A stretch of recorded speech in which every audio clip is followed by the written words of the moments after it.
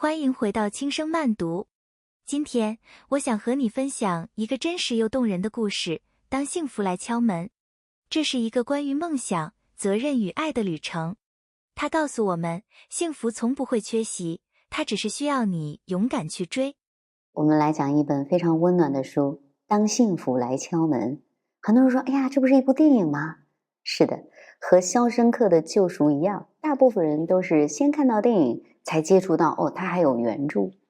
但是和《肖申克的救赎》不同的是，当幸福来敲门改编的是一个真实的故事。这是一本自传，作者是美国著名黑人投资专家克里斯·加德纳。在克里斯的前半生里，各种坎坷磨难接踵而至，他吃不饱穿不暖，真是一把烂牌，还要寄宿在地铁站的洗手间里，流浪街头，工作失意，被妻子抛弃，一个人带着年幼的儿子讨生活，蜷缩在办公桌底下过夜。那种身心煎熬的日子，仿佛人来到这世间一趟就是要历经千辛万苦的磨难。那么同样是鲜活的生命，为什么人和人之间会有云泥之别呢？在这本书里，克里斯用第一人称娓娓道来他从小到大的成长环境和经历，告诉我们他的性格到底是怎么形成的。每一个故事都非常的精彩，无论身处何等恶劣的状况下，我们会看到这个叫克里斯的人始终逐光而行，终于苦尽甘来。那么这一切是奇迹吗？他说不对，幸福会敲3次门。如果此刻的你正感到有点不幸，那就应该再读一遍《当幸福来敲门》。这本书闪闪发光，充满了信念感。原著改编的同名电影是在2006年上映的，非常棒。如果没看过，一定要去看一遍。在影片中扮演克里斯的是黑人演员威尔·史密斯，演得非常棒。而且史密斯的儿子也参加了演出，他在影片中就扮演克里斯的儿子。那这父子俩生活非常艰难，但是他们之间的默契和真情特别感人，看得我又笑又掉眼泪。那为了还原故事的真实性，这个剧组是在很多实际发生过事件的地方进行了实景拍摄，像纪录片一样。电影的时长100多分钟，可是幸福迟迟不敲门。克里斯的艰难生活和艰苦奋斗占据了100分钟还要多，那剩下的10分钟，他怎么实现了梦想呢？所以在电影最后是有一个彩蛋的，威尔·史密斯和真实的克里斯·加德纳在片中相遇了，互相点头示意。那一刻看得人内心震动啊，轰隆隆的，好像跑过3驾马车。如果大家重温这部电影，要去留意一下啊。我们一起来翻开这本书，走进克里斯真实的故事。克里斯的生活并不如意，书中写道，在我童年的这段时日，就是我5岁前的大部分时间里，我的世界一分为二，一部分是我熟悉的，另一部分是不为我所知的。让我感受熟悉、感受安全的东西，其实屈指可数，甚至少得可以忽略不计，而更多的却是我无法理解的、令人生畏的世界。他的童年是什么样的呢？在克里斯3岁的时候，他的母亲被关押在监狱里，他和自己的姐妹一起住在福利院。他的姐姐奥菲利亚是他最好的朋友。克里斯对自己的身世、亲生父母在哪儿一无所知。在克里斯模模糊糊的记忆里，母亲是一个会做糖果的漂亮女子。克里斯的妈妈名叫贝蒂让。克里斯一直记得母亲曾经对他说过的话。母亲说，公共图书馆是世界上最了不得的地方。过去的事情就让它过去好了，无论怎样，过去都无法再改变了，生活就是这样。如果有梦想，你就能成功。还有，儿子，权力只能够自己去争取，因为权力这东西别人夺不走，但他也给不了你。克里斯在成长过程中能够始终保持积极的心态，坚持追逐梦想，最大的精神支柱就源于他的母亲。但是贝蒂的命运非常坎坷，他在路易斯安那州的一个贫困山村长大，因为继母的阻挠，他没有实现考大学的梦想，并且在跟异性的交往中吃尽了苦头。克里斯有一个姐姐，还有妹妹，他们分别拥有不同的父亲。贝蒂之所以会入狱，正是因为她的丈夫，也就是克里斯的继父写了匿名信，指控贝蒂福利诈骗。那你说这个继父为什么要这么做呢？因为他想给贝蒂一个教训，因为贝蒂想要离开他，想要造反，这是他不能容忍的。所以母亲入狱了，孩子就被送到了福利院。在克里斯5岁的时候，他曾经和自己的舅舅阿奇和舅母生活过一段时间。那舅母会教他读书看故事，他们通过黑白电视机观看一些拳击比赛，克里斯能够看到贫民区以外的精彩世界。但这一切很快化为乌有。3年后，随着母亲出狱，他的生活被彻底改变了。克里斯还没来得及感受母亲归来带来的那种幸福感，他的噩梦就开始了，因为继父出现了。他的继父弗莱迪是一个身高1.88米、体重250斤的大块头，性情暴烈，攻击性极强。继父酗酒打人，不需要任何缘由。那和继父在一起生活的日子里，克里斯总是提心吊胆。对于6、7岁的他来说，学校才是唯一的避难所。他总是渴望从学校的氛围中找到慰藉，而母亲呢，也喜欢在忙完一天繁重的家务活后，坐下来听儿子讲述当天具体学习的内容。克里斯成绩很好，他能够1个礼拜把一整本数学自学完成，历史考试得甲，有着聪明大头的美称。但是事实上，优异的成绩并没有换来继父的和颜悦色。继父目不识丁，他讨厌克里斯，他就声称所有能读会写的人都是狗娘养的。那克里斯不止一次地问母亲，说自己的亲生父亲是谁，到底在哪儿呢？但母亲总是含糊其辞，不给他明确的回答。那么人们问起克里斯身世的时候，继父就会咆哮着说，鬼才知道这个大耳朵狗娘养的东西是谁的。你看，就在这样糟糕的环境里成长，克里斯的自尊心受到了很大的伤害，父亲就像是一根刺，刺痛了他整个的童年。所以他制定了一个长远的打算，暗下决心，等长大以后，我如果有了儿子，一定要让他明明白白的知道自己的父亲是谁，而且永远不会丢下儿子不管。事实上，后来克里斯在做了父亲之后，真的做到了这一点。那么在克里斯成长期的很长一段时间，他每天都生活在恐惧里，继父的所作所为就像是在家里安了一个不定时炸弹，什么时候会爆不知道，爆了会有什么后果不知道。克里斯每次回家都害怕妈妈已经性命不保，也害怕自己随时一命呜呼。他害怕继父喝得烂醉，回家把睡梦中的他们打醒，用枪口对着他们说，你们滚出去。母亲有段时间每天都穿着鞋睡在客厅的长椅上，就是为了一旦发生意外，他就可以以最快的速度抱上孩子们逃命。那对于继父的暴行，警察也束手无策，顶多是把这个男人带走，等他酒醒后又会把他放回来。那在万圣节的晚上，母亲再次遭到了继父的毒打，这一次非常的严厉。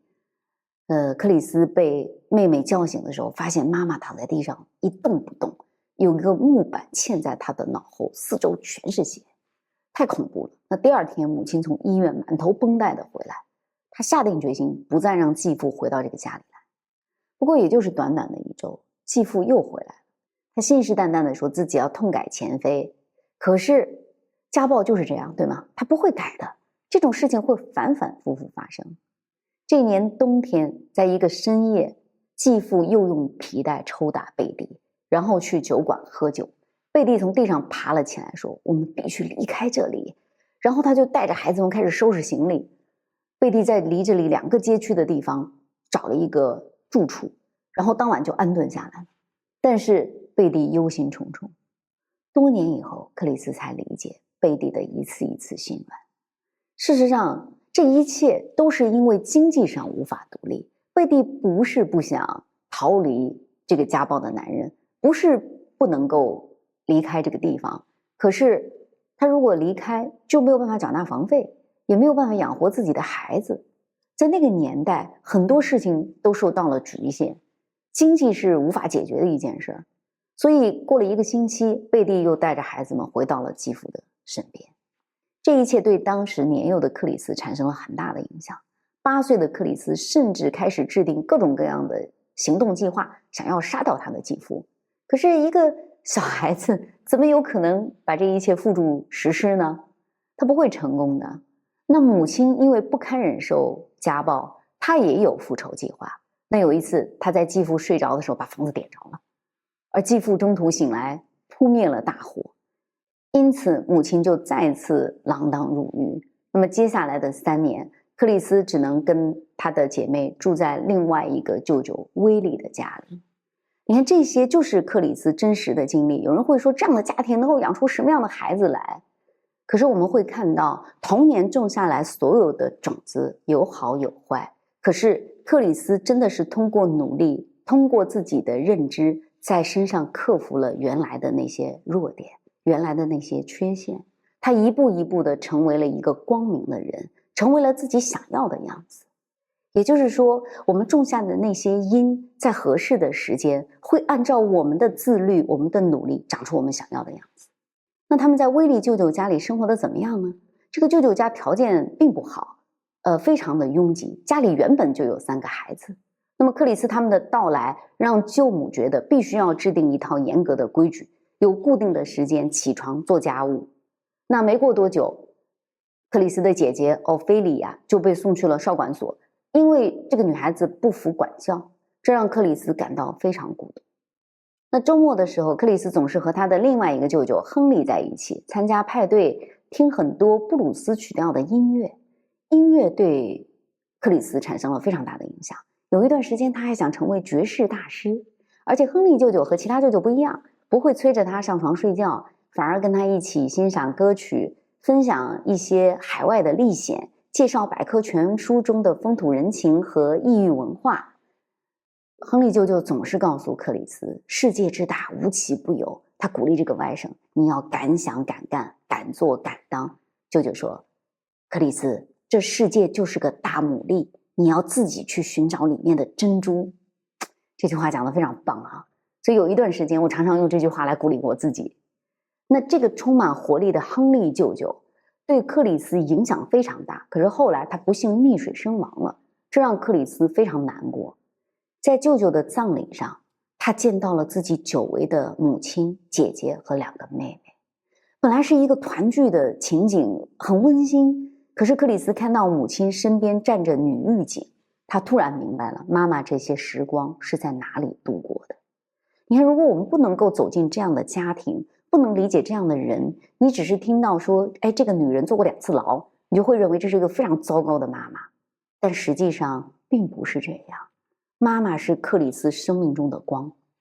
那在舅舅的葬礼上，克里斯努力不让自己哭出来，他想证明自己已经长大，不想再让母亲为他操心。接下来有2年的时间，他都没有掉过眼泪，可是他也没有再见过母亲。那有一次，他拿到了一件妈妈的旧衣服，在那个衣服上闻到了妈妈的味道。那一刻，克里斯的眼泪止不住流了下来。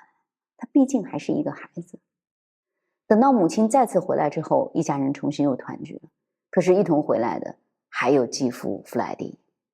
那么在克里斯10到14岁的这段时间，他是一个专业的跑腿人，他出去帮自己家里的人去干各种各样的差事，还要自己打零工，精打细算，省吃俭用。这些差事让他对金融原则有了一些基本的认识。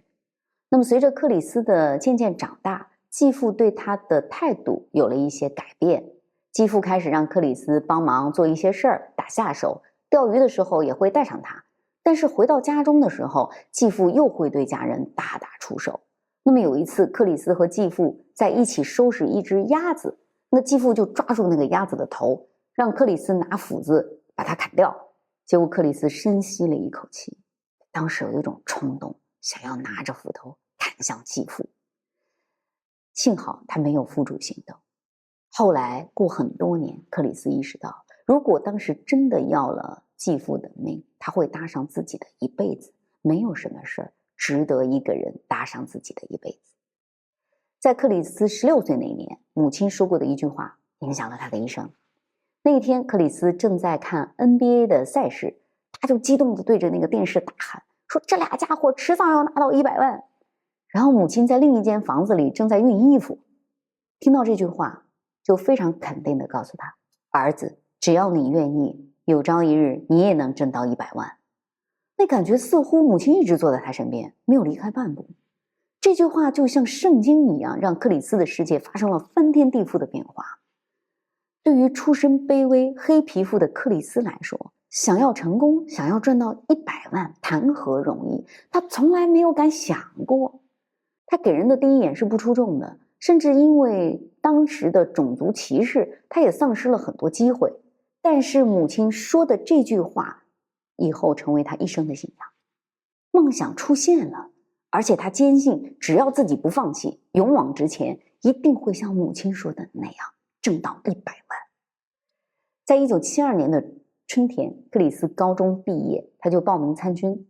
其实母亲很失望，她是想让克里斯去念大学的。但是对当时的克里斯来说，外面的世界有太多的未知，他有一种冲动要去远方看看，看看舅舅们跟他讲起过的异域的风景。所以克里斯前往了远离家乡的佛罗里达奥兰多。他喜欢军队里的秩序感，赏罚分明，不会像自己的家里一团糟。他也努力在这里学习医学知识，考试成绩非常好，他得到了去海军医疗中心服役的机会。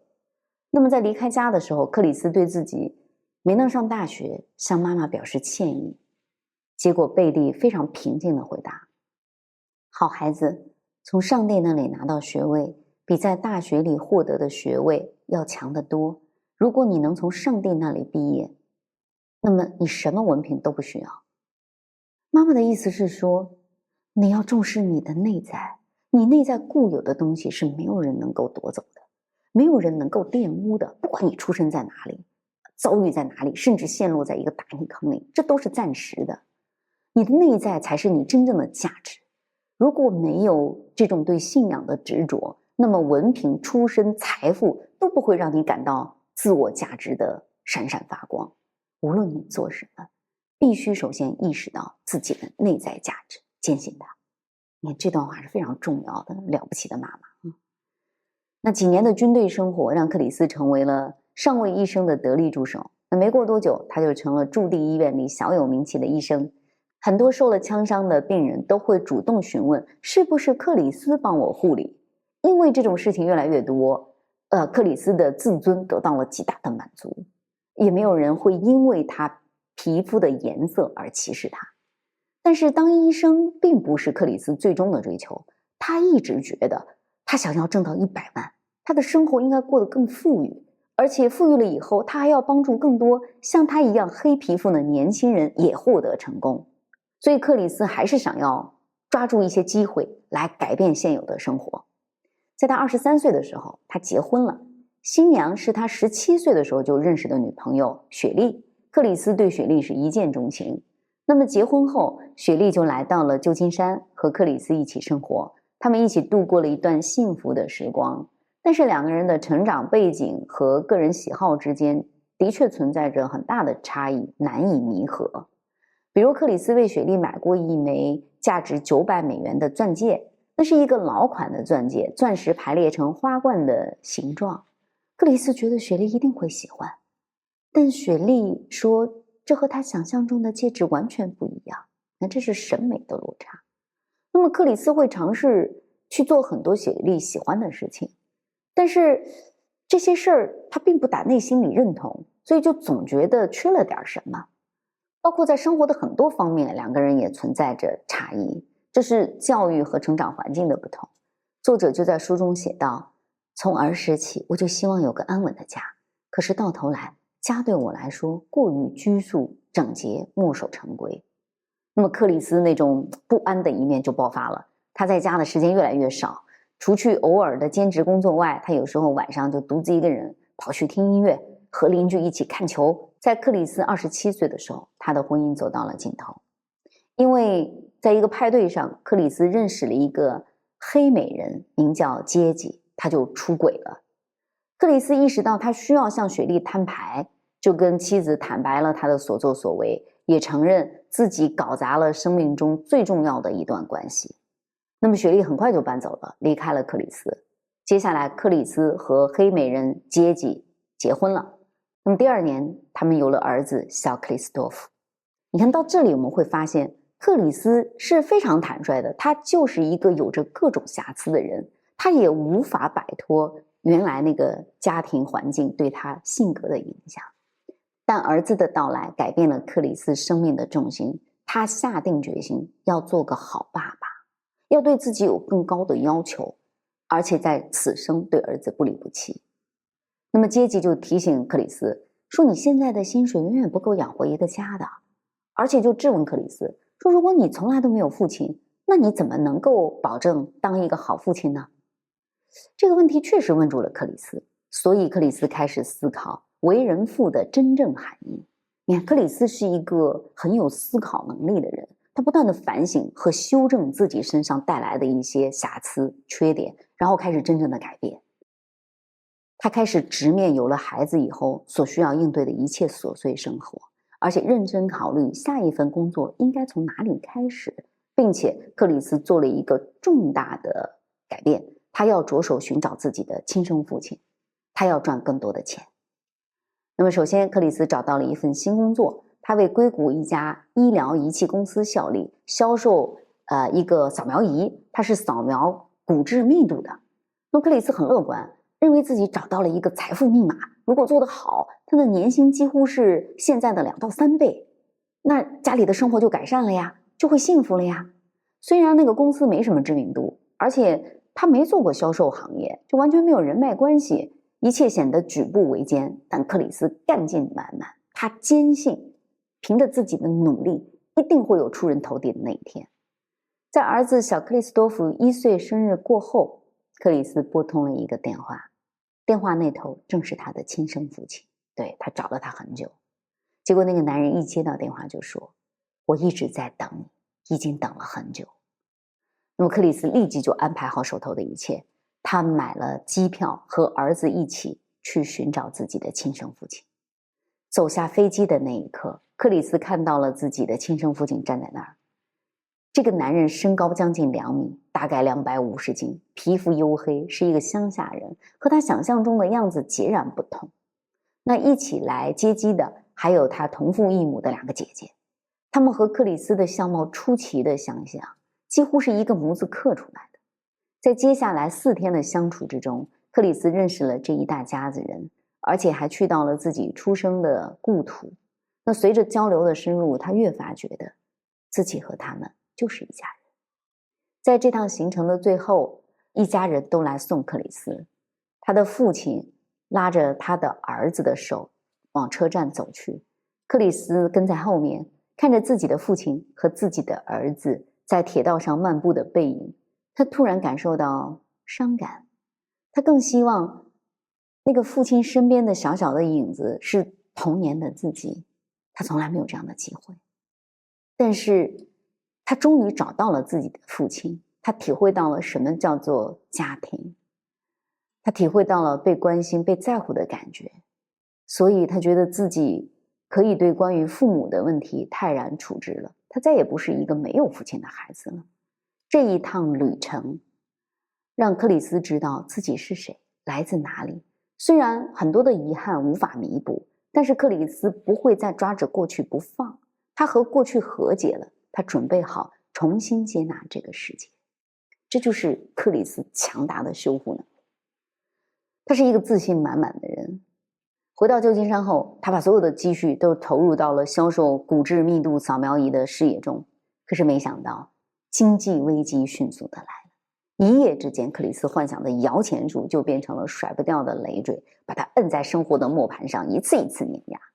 克里斯只好每天东奔西跑去推销，可是常常连续好几个月都卖不出1台机器，赚不到1分钱。但现实有一堆问题啊，儿子的托班费要交吧，房东咆哮着要收房租，妻子去当洗衣工来贴补家用，可是生活的重担让他的心情非常不好，2个人常常吵架。尽管如此，克里斯并没有放弃自己的信念，他每天奔波于各大医院和诊所，顶着烈日寒风不断推销他的产品。每一次被拒绝，他都告诉自己再试一次，再努力一点。他很清楚自己非常擅长跟人打交道，即便被客户拒绝，他也会笑着说谢谢，而且继续登门拜访。克里斯还有一个优点，就是他的计算能力惊人，脑筋转得很快。所以哪怕只有高中学历，他仍然坚信自己是有能力改变命运的，而且他毫不抱怨，他也不推卸责任。那么当医生们纷纷拒绝买单的时候，克里斯也会觉得内心很失落，他就拎着那个沉重的机器，疲惫无助地站在人群熙攘的街头。他不明白为什么路过的每个人看起来都很幸福，唯独我就不能呢？但克里斯依然有一种信念，那就是幸福不是等来的，不要问 why， 就不要问为什么，而是要靠自己去争取，要为他行动。很快，影响克里斯命运的那天到来了。有一天，克里斯开着车去城乡交界处的一个旧金山总医院洽谈订货的事儿。当他走出医院大楼的时候，还是失败了嘛。结果偶遇了一位红色法拉利跑车的车主，他就主动跟对方攀谈。那这位车主西装革履，克里斯就问了对方2个问题。第一个问题说你是以什么为业的？第二个问题说怎么样才能做到像你这么成功？然后通过这个对话，他就知道对方是一个证券经纪人，1个月能够赚到8万美金，这实在是太了不起了。他就问这个人说，那从事你的工作需要什么能力呢？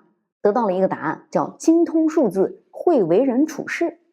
那克里斯说，我拥有这种能力啊。那为了了解更多，他就立即邀请这位绅士说，我们一起吃个午餐。对方也非常热情，并没有嫌弃这个外行。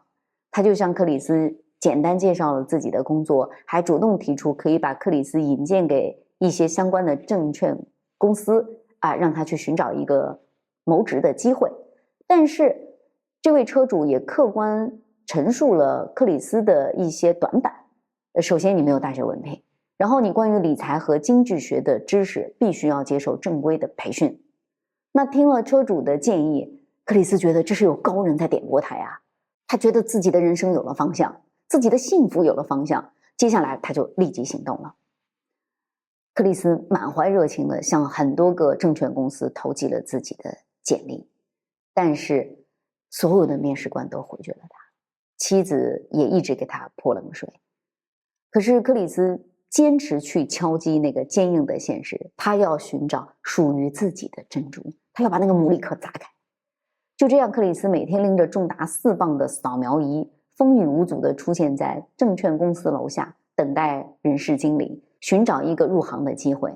那1个月后，克里斯终于如愿以偿，等到一位匆匆走出大厦的人事经理。他就靠着自己的数学天赋，成功地赢得了经理的青睐，然后得到了一个实习的机会。那么这是他第一次踏入证券公司，实习生是没工资的，而且极有可能在实习6个月后被淘汰出局。那克里斯为了成功转正，拼了命地打电话找客户，依然因为没有做出业绩，被公司炒了鱿鱼。最糟糕的一切好像都组合在一起了。他没有了工作，他要养孩子、付房租、付罚单，日常开销是一连串可怕的数字，家里的氛围日益紧张。在一个周4的晚上，克里斯和阶级之间爆发了激烈的争吵。第2天早晨，阶级准备离开这个家，克里斯在后面跑着追他，2个人拉拉扯扯，阶级就倒在了花丛中。克里斯向妻子道歉，但是阶级坚决不接受。10分钟过后，阶级带了2个身穿制服的警官站在家门口，他控告克里斯殴打他。在美国加州，家庭暴力是严重侵犯人权的犯罪。警官把孩子交给了阶级，然后给克里斯戴上手铐，带去警局。他就在监狱里度过了非常糟糕的10天。那么出狱后，克里斯回到家中，发现这里空无一物，连门锁都换了，儿子跟妻子不见踪影。怎么办呢？什么都没有，他只能先去别人家里借宿1个晚上。第2天，他就穿着入狱那天的衣服去参加一家公司的求职面试。这次机会对克里斯来说非常重要。面试官来得很早，然后就一直在打量克里斯。然后克里斯发现了他的眼光很不满，就诚恳地说，今天也许是我职业生涯中最重要的一天，可是我必须承认自己的穿戴非常不合时宜。面试官表示很赞同，然后就问他说，你出什么事儿了？克克里斯就把自己的经历一五一十地告诉了面试官。没想到他的这种诚恳激起了面试官的共情，而这个面试官就开始分享自己的婚姻经历，克里斯就耐心听着，不时地附和。最后等到面试官分享完，他就对克里斯说：“你周一早上再过来，我亲自送你去做培训。”就这样，华尔街那扇紧闭的大门向克里斯敞开了。有的时候，真诚比什么都重要，真诚能解决一切问题。而另一方面呢，你看陌生人之间的善意，往往是关键时刻的支点，它支撑着一个人重振信心，非常重要。这就是为什么我们要保持一颗柔软的心，在高墙和鸡蛋之间，我们要站在鸡蛋那一边，这样我们就不会粗暴地给克里斯贴标签，比如你是个底层人，你有原生家庭阴影，你是个渣男劈腿，你还坐过牢，你是个罪犯。如果你没有办法真正的理解别人，那就很容易从众，成为暴力和冷漠的一部分，这就叫平庸之恶。我们讲过那本书哈。回来说说克里斯的故事，在一次一次被拒绝后，他反思的是自己，转变的是自己看待问题的角度。所以克里斯的逆袭看似是一个一个偶然的运气，其实所谓运气都是努力的结果。在遇到难关的时候，克里斯没有放弃，他总是从自己身上找原因，积极改变。这条路行不通，那就想办法换一条，总有一条路属于你。重要的是为自己行动，你得找到那条路。在此之前，一次次的碰壁都是为了让自己停下来思考，找到那条真正属于你的路。这就是克里斯的办法。现在克里斯的职业生涯好像有了一点转机，但是他每个月只能拿到1000块津贴。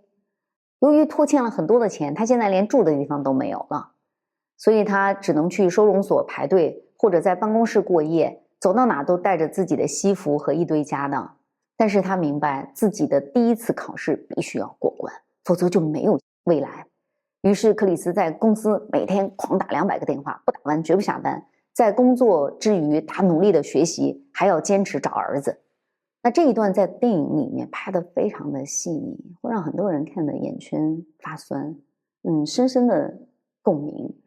可能每一个人都有过那样的经历吧，就是我们必须做好，必须赚到钱，就真的非常拼，争那一口气，那就是信念感很强的时刻。然后克里斯说，无论我口袋里还剩多少钱，无论我穿的衣服值多少钱，没人能阻止我进入角色。要表现的自己就是个赢家，没有人能阻止我进入角色。就像问题已经有了眉目，很快我便能表演到位，开始相信自己真的能行。那这听起来很鸡血啊，可是有的时候人就得靠这些东西撑过那个最难熬的时刻。就这样迎来了考试。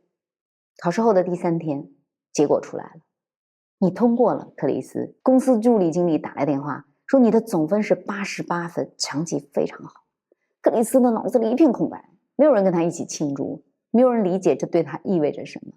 但幸福终于敲了一次门，他通过了经纪人资格考试。但这并不意味着成功，接下来他得一直奔跑，做好这份工作。在杰吉和儿子离开后的第4个月，克里斯终于见到了他们。他跟妻子在咖啡店坐下来，进行了一次谈话。杰吉归还了装着克里斯东西的储物箱。那么当天晚上，克里斯终于见到了自己的儿子。小克里斯多夫已经19个月大了。克里斯非常激动，一遍一遍地说：“我想你，我想你。”小克里斯多夫也说：“我也想你，爸爸。”这真是太感人了。可是杰吉跟克里斯的感情无法挽回，他们分手了。妻子把儿子留给了克里斯，他下定决心做个好爸爸，以后世界上再也没有人能把儿子从他这里带走。现在克里斯拖着儿子，还要面临一系列的生存难题，还要努力的工作。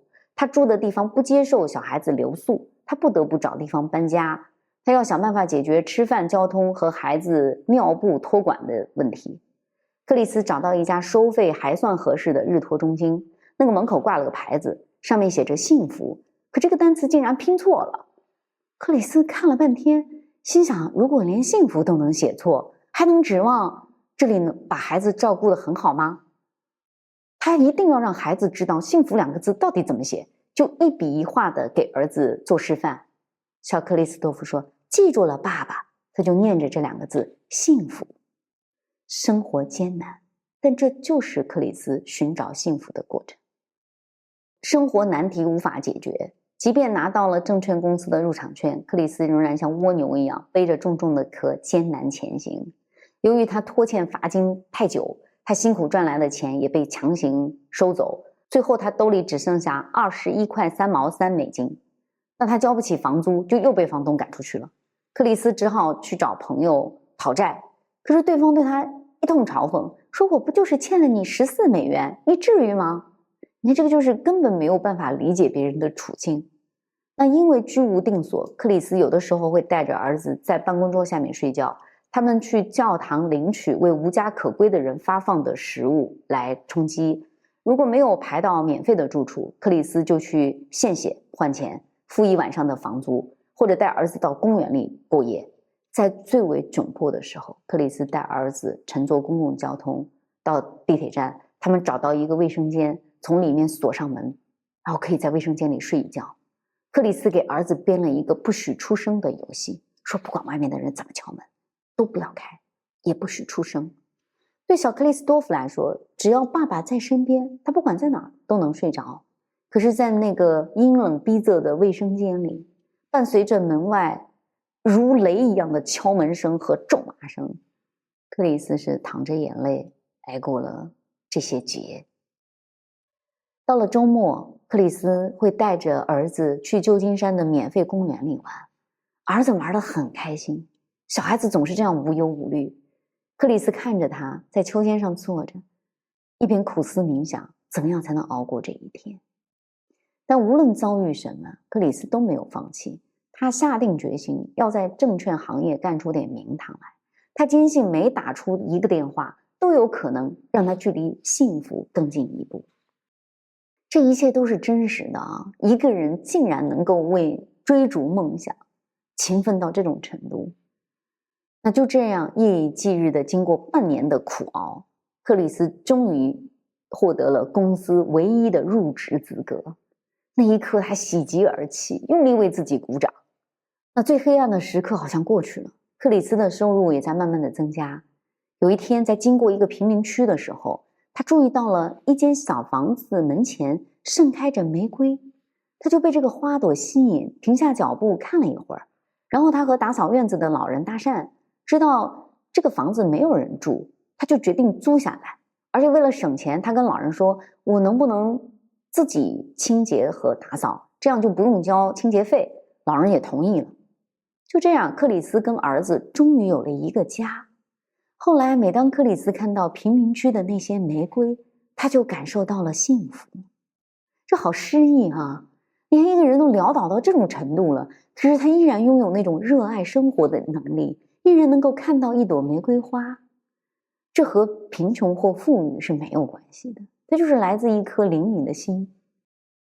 那刚开始住在贫民窟里，小克里斯多夫还非常不习惯，毕竟他们从前出门的时候都大包小包，把所有的家当扛在身上。然后他就一遍一遍的确认说，我们把这些东西留在这个房子里就可以了吗？克里斯就耐心的跟儿子解释说，是的，这是我们的家。然后这个小孩子才放下心来。那有一次克里斯忘记交电费了，回到家里就一片漆黑，那他就只能点着蜡烛给儿子洗澡。然后他觉得好内疚啊，可是小克里斯多夫就很严肃地看着他说，爸爸，你知道吗？你是非常出色的老爸。哎呀，那一刻克里斯就感动得说不出话来。最好的爱是陪伴，而不是说在贫穷中陪伴还是富贵中陪伴。对克里斯和儿子来说，他们就是彼此的全世界，谁也不能离开谁。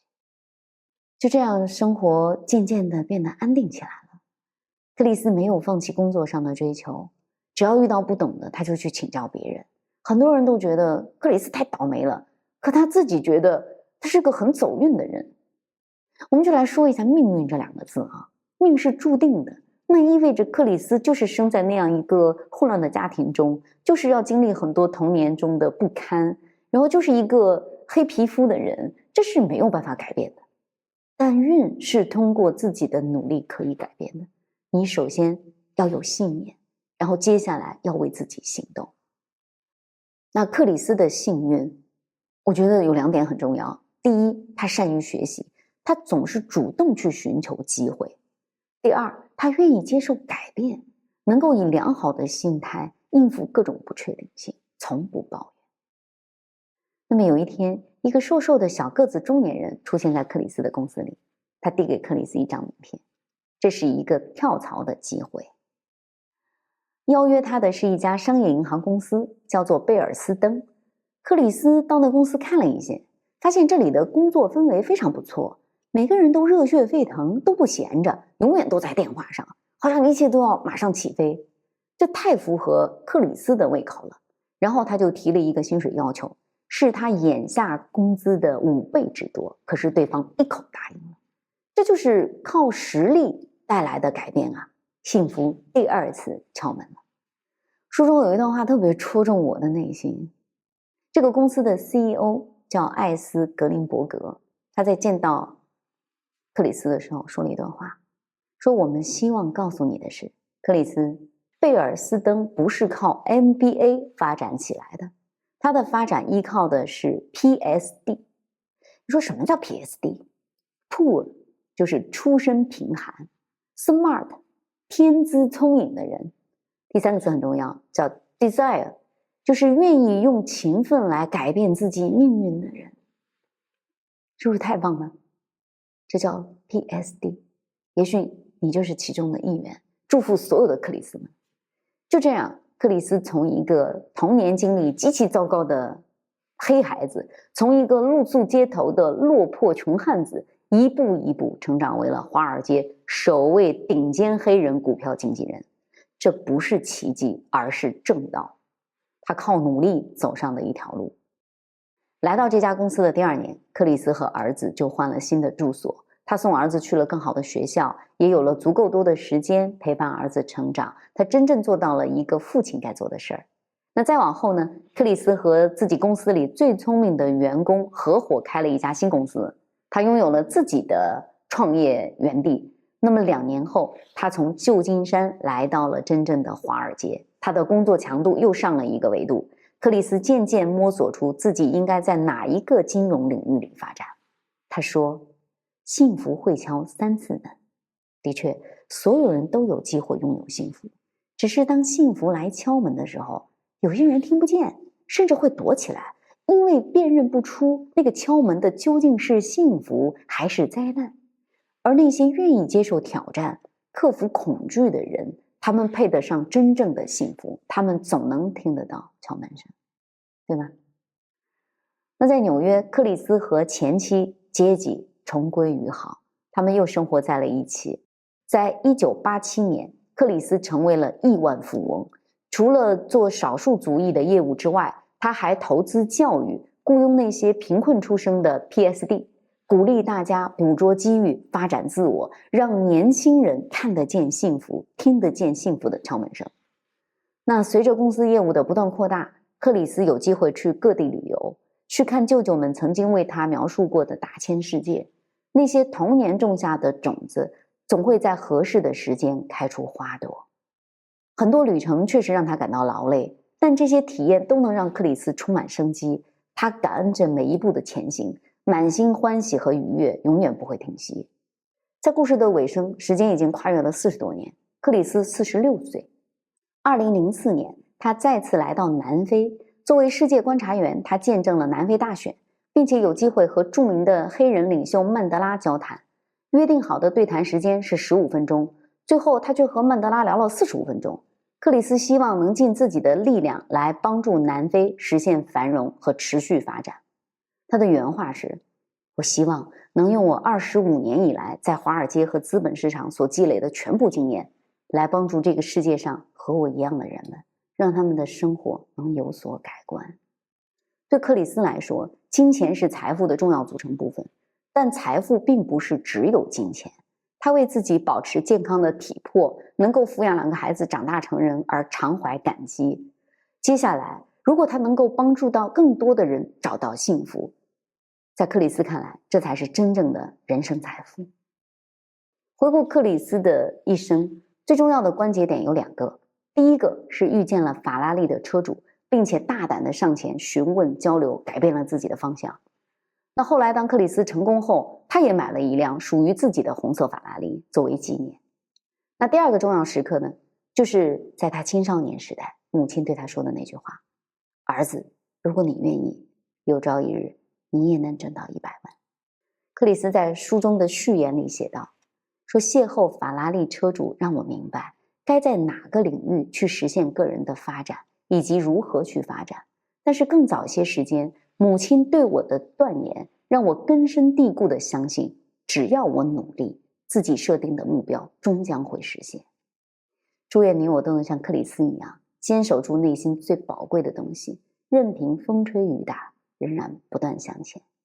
要相信，幸福会敲3次门。眼下你所正在经历的，也许就是幸福的化身。这本闪闪发光的书送给大家，用来擦亮新年里的每一天。